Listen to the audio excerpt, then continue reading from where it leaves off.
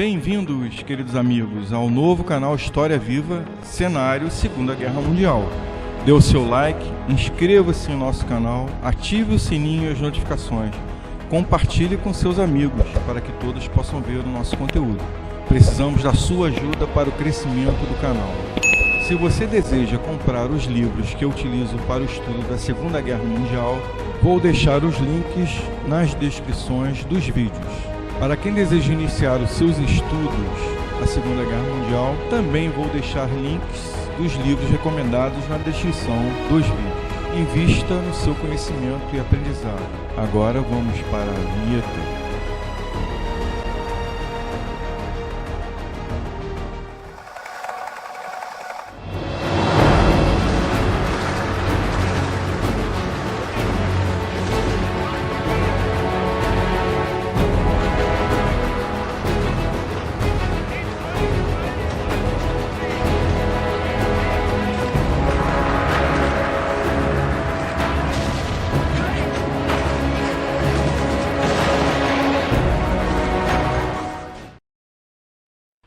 O misterioso fim do cruzador Bahia, Marinha do Brasil, na Segunda Guerra Mundial. Revista O Expedicionário, a voz dos que não ficaram em Pistoia, revisado, ajustado e complementado por mim, Carlos Ebold. Alguns comentários iniciais. Nesse vídeo vamos abordar o fatídico fim do cruzador Bahia, que até os dias de hoje não foi devidamente esclarecido pelas autoridades. Sua tripulação era composta por homens experimentados em combate no mar e muito bem treinados, o que nos leva a crer que sua autodestruição por disparos de canhões automáticos de 20 mm antiaéreos, por engano, de sua própria guarnição não é uma hipótese muito clara, mas aceitável. Para registro, o término oficial da Segunda Guerra Mundial na Europa foi no dia 8 de maio de 1945. O Japão continuava em guerra. Somando a todo o acontecimento, no dia 13 de junho de 1945, após o fim da guerra, na Europa, o contratorpedeiro Babitonga, na mesma área da Estação 13, havia afundado um misterioso submarino, provavelmente alemão e inimigo. O fatídico incidente com o cruzador Bahia ocorreu no dia 4 de julho de 1945. E agora, queridos amigos, vamos à matéria, e eu peço desculpas pelo atraso dos vídeos, pois eu tive um problema de saúde um pouco sério e tive que dar uma parada para fazer um tratamento. Ações ilegais no mar. A Guerra da Europa terminou oficialmente no dia 8 de maio de 1945, com a rendição incondicional das remanescentes forças da Alemanha nazista. No mesmo dia, o comandante em chefe da Marinha Alemã, Oberbefehlshaber der Kriegsmarine, e o grande almirante Großadmiral Karl Dönitz, o escolhido por Adolf Hitler como seu sucessor, emitiu um comunicado aos 43 submarinos alemães que ainda se encontravam no mar, autorizando-os a se renderem aos navios aliados mais próximos. Alguns cumpriram a ordem de forma imediata, outros regressaram às suas bases e outros dirigiram-se a portos neutros. Alguns, porém, simplesmente desapareceram.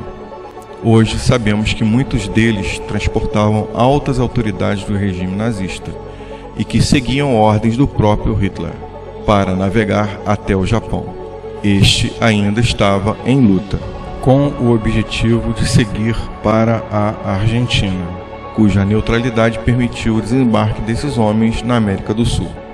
Por esse motivo, a vigilância foi mantida sobre as águas do Atlântico, tarefa essa que cabia em parte aos navios e aviões do Brasil.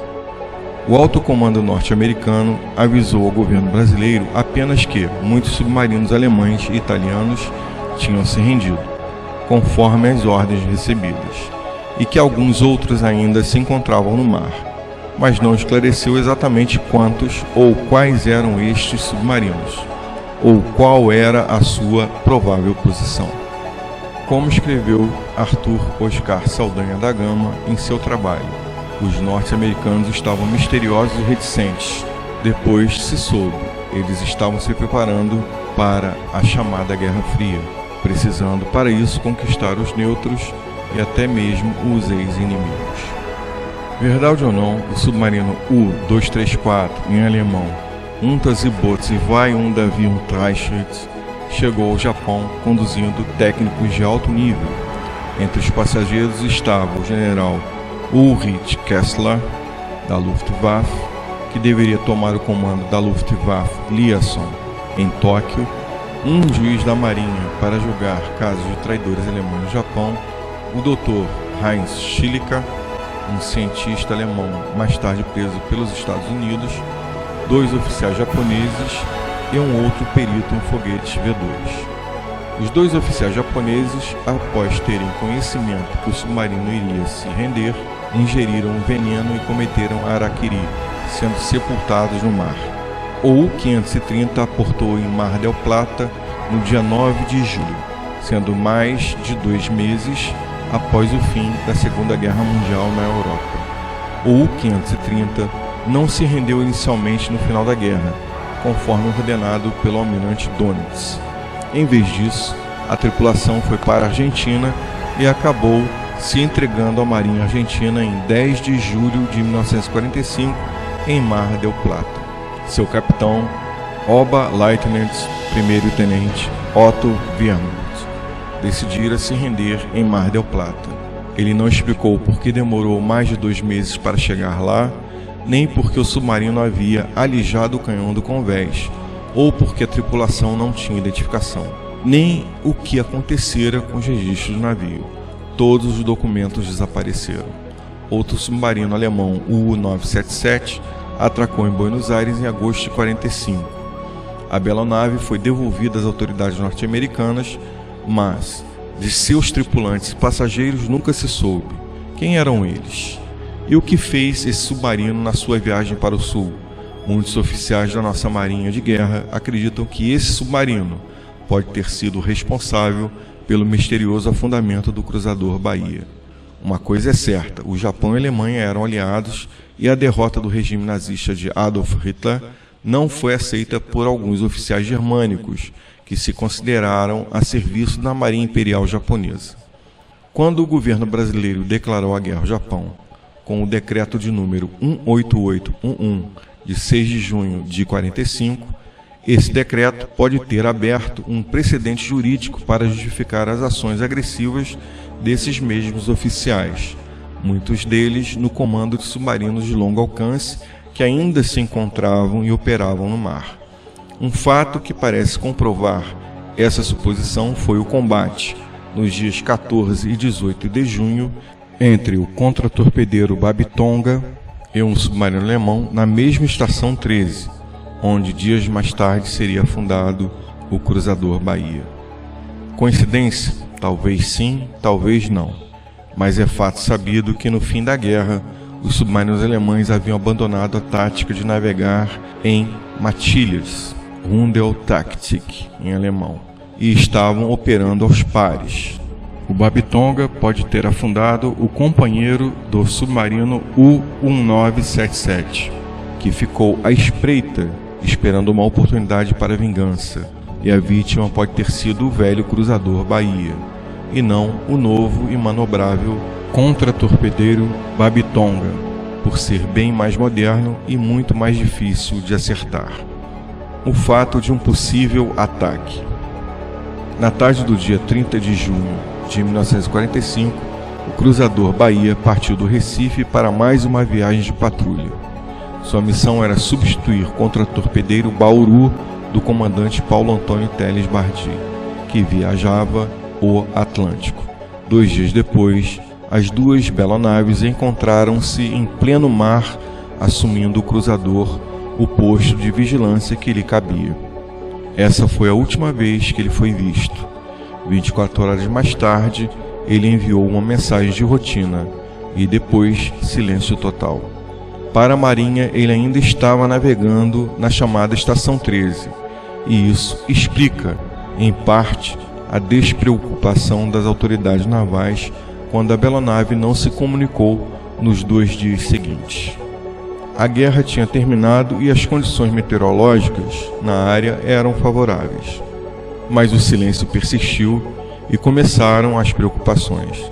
Somente no dia 8 de julho que o cargueiro inglês Balfe recolheu alguns sobreviventes. Os náufragos, em péssimas condições, contaram a pavorosa explosão que havia destroçado sua bela nave na manhã do dia 4. Dos 13 oficiais e 360 homens da tripulação, apenas 273 teriam conseguido chegar às balsas. Mas a falta de água, os ferimentos e o sol mataram a maioria. Somente 33 foram resgatados no mar e desses 5 morreram a bordo. Salvaram-se somente um oficial e 26 homens. Nunca na história da Marinha de Guerra houvera uma tragédia tão grande, agravada ainda pela inexplicável demora ao enviar socorro, quando o cruzador deixou de enviar mensagens pelo rádio. O inquérito foi instaurado e de suas conclusões extraímos o seguinte trecho. O cruzador foi sinistrado por uma rajada de metralhadora do próprio Bahia, durante exercícios de rotina, que atingiu acidentalmente as cargas de profundidade estocadas na popa do navio. A explosão dessas cargas provocou um arrombamento do casco e grandes danos pessoais e materiais, ocasionando o afundamento do cruzador em poucos minutos. Toda a guarnição da metralhadora que ocasionou o acidente perdeu-se no sinistro. Tecnicamente, a explicação era plausível. Uma rajada dos canhões antiaéreos de 20 mm poderia ter atingido as cargas e sua explosão poderia, de fato, ter destruído a bela nave. Mas nem todos aceitaram essa versão e, juntando indícios paralelos, chegaram a outra conclusão bem diferente. O Bahia não se autodestruiu. Foi afundado por um dos submarinos nazistas que, após a guerra, buscavam refúgio na neutra Argentina. Arthur César Saldanha da Gama e Haroldo Ribeiro Bastos estão nessa lista de incrédulos e expuseram suas dúvidas no trabalho intitulado O Mistério do Cruzador Bahia. E historiador algum pode negar que sua versão tem, pelo menos, tanta lógica quanto o relatório oficial do Ministério da Marinha.